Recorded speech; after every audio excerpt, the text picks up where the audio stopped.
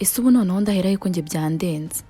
Ibintu byahinduye isura nyuma y'uko Papa Francis ashyinguwe mu muhango w'akataraboneka. Ubu ikigezweho hari inkuru ziri gukwirakwira mu bitangazamakuru byinshi bikomeye ku isi bivuga ko Papa Francis atishwe n'indwara nk'uko byatangajwe, ahubwo ko ashobora kuba yarishwe n'umwe mu bamurindaga.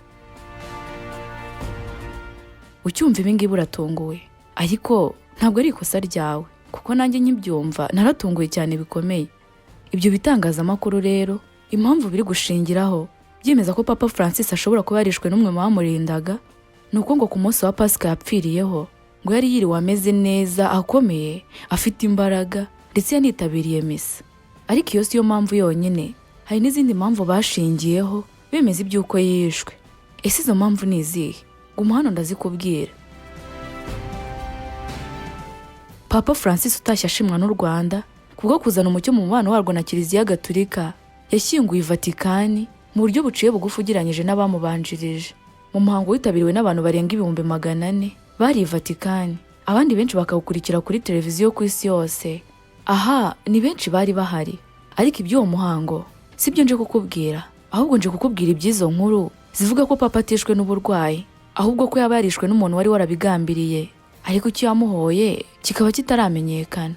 Ubu hari gukekwa wari umurinzi we, ariko se mu by'ukuri uyu murinzi wa Papa bikekwa ko yamwivuganye yaba yarabitewe n'iki? Ese aya makuru yafite ishingiro ringana iki? Reka tubiganireho. Gusa mbere y'uko nkomeza, reka mbanze nkubwire gato ku buzima bwa Papa n'iminsi ye ya nyuma mbere y'uko yitaba Imana. Ndagusaba gukora subscribe kugira ngo ujye ubana natwe umunsi ku munsi. Njye nitwa Aniki, nguhaye ikaze. Ku itariki ya 14 z'ukwezi kwa kabiri mu mwaka wa 2025 nibwo Papa Francisco yajyanwe mu bitaro, aho yari gukurikiranwa ku ndwara y'ibihaha y'umusonga.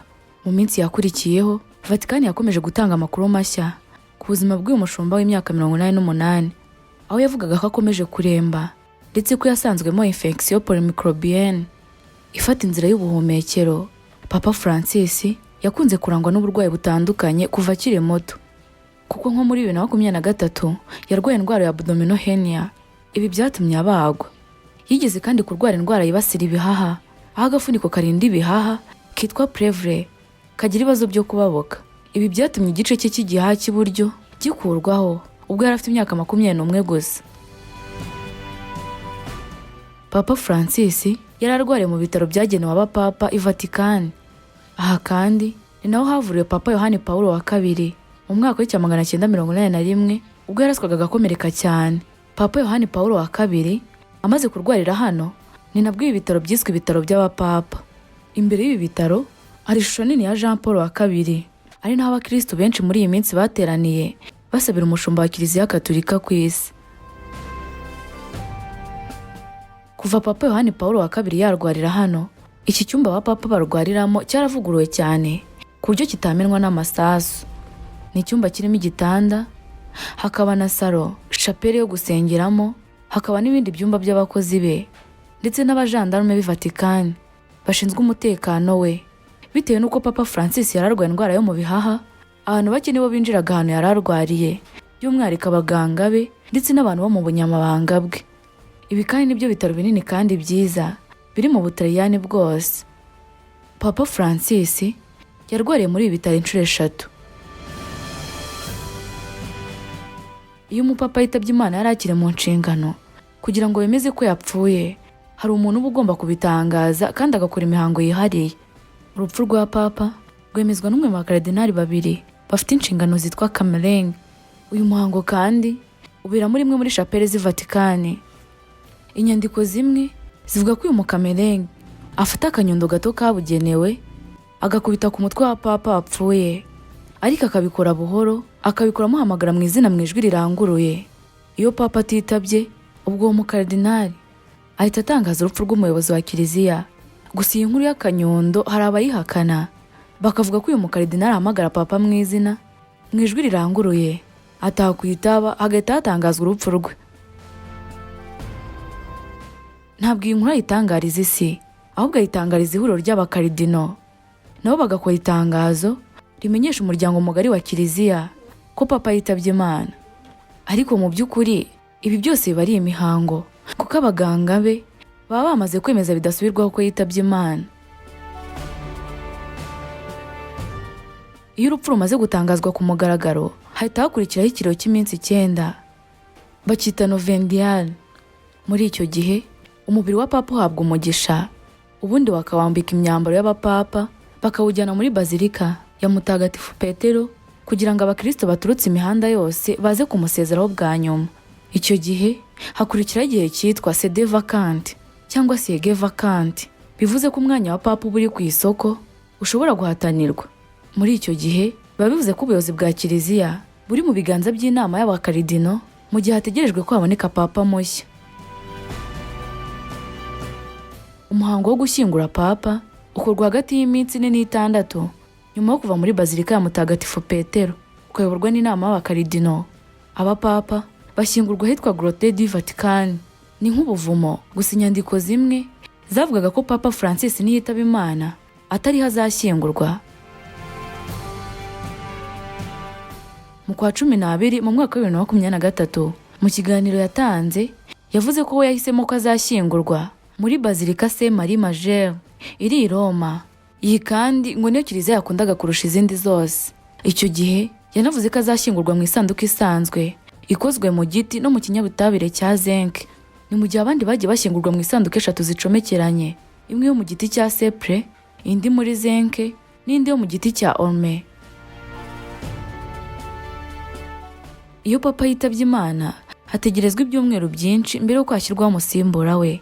Hagati y'ibyumweru 2 na 3 bamaze gushyingura papa witabye Imana, ihurira mu muhezo muri Chapelle 16. Iyi ni imwe muri sale zizwi cyane ziri mu ngoro ya Papa i Roma, ikaba kandi imwe mu nzu ndangamurangi z'i Vatican.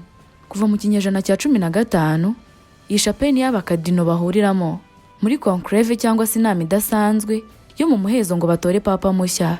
Iyi chapelle yitiriwe ijyanwa mu ijuru rya Bikira Mariya n'iruta izindi zose z'i Vatican.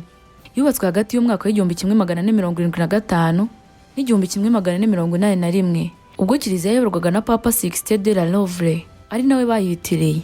Irimo ibihangano by'ubugeni biri mu bizwi cyane ku isi byakozwe mu kinyejana cya 15, birimo ibya Michel Ange, umunyabugeni wamenyekanye cyane mu isi muri icyo gihe. Ibi bihangano birimo amashusho meza ya Michel Ange biri mu gisenge cy'iyi chapelle ku buryo ubura amaso ari byo ubona, ndetse n'ibindi byinshi ku gikuta. Iyi chapelle rero niyo iberamo conclave cyangwa se ya nama y'abakaridino yo gutora papa mushya. Abapapa bari munsi y'imyaka 80 nibo bonyine bemerewe gutora, baba bagomba kuba ari 120. Ubundi umukaridinari agira inshingano z'ubukaridinari ubuzima bwe bwose, ariko bivuga ko ajya mu kiruhuko cy'izabukuru yagejeje imyaka 80, ari nabwo atakaza uburenganzira bwo gutora papa. Byemezwa ko gutora papa nabyo biri mu nshingano aba yarashyiriweho. Mu gushyiraho abakaridino, papa bagomba kugendera kuri rehame ryo kugira abakaridino 120 bataragize imyaka 80 y'amavuko. Mu gutora papa rero, aba bakaridinari bifungirana muri Chapelle 16. Kwifungirana mvuga ni ibyanyabyo, kuko barafunga n'urufunguzo, ari naho havuye ijambo conclave biva ku kilatini conclave bivuga gufunga n'urufunguzo.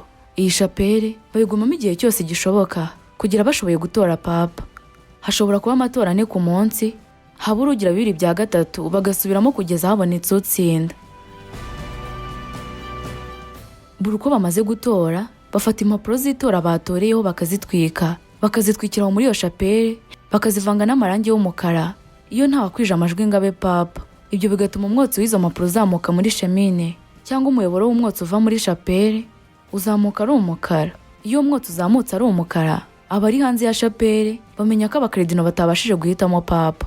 Iyo habonetse ugira 2/3 ubwo akaba aratowe, za mpapuro z'itora bazitwika bavanze n'amarangi y'umweru, umwotsi ugasohoka hanze ari umweru.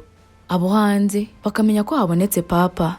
Iyo umwotsi wera umaze kuzamuka, uhagarira inama y'abakaridino arasohoka agahagarara ku ibaraza rya Bazilika ya Mutagatifu Petero, akavuga amagambo yo mu kilatini ngo habemus papa, bisobanuye ngo dufite papa cyangwa se tubonye papa.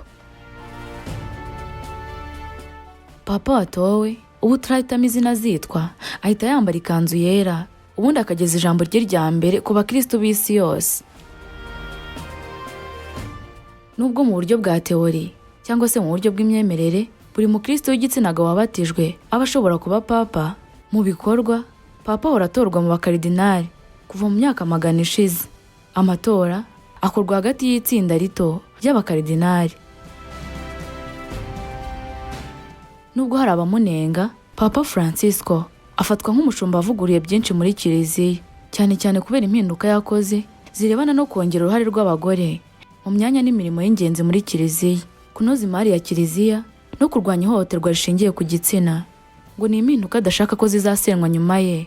Nk'uko byanditswe n'ikinyamakuru cyo mu Bubiligi La Libre, Papa Francisco yafashe ingamba zimwe na zimwe mbere y'uko yitaba Imana. Yagize Karidinali Giovanni Battista umuyobozi w'inama y'abakaridinari, umwanya w'ingenzi cyane mu matora y'umusimbura wa papa. Uyu mwanya uzamwongera imbaraga mu gufasha kugena uzaba papa.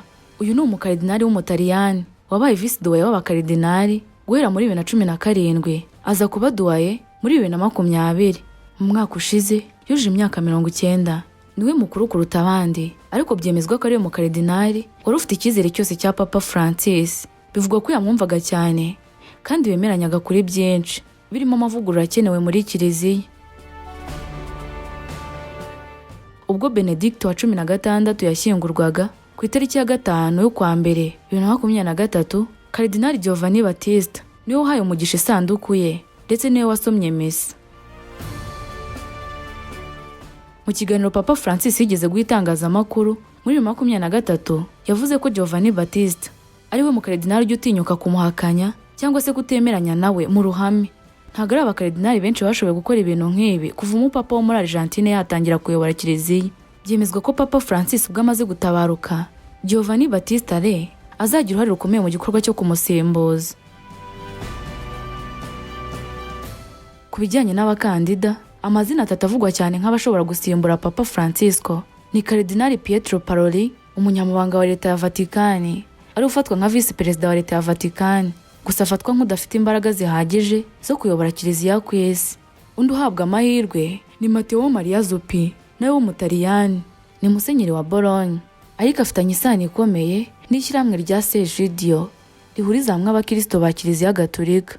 Undi ni Pier Battista Pizzaballa, nawe ni umutaliyani, ni patriarche wa Yerusalemu, ariko afatwa nk'ukiri muto kugira ngo abe yaba papa kuko afite imyaka 58 gusa.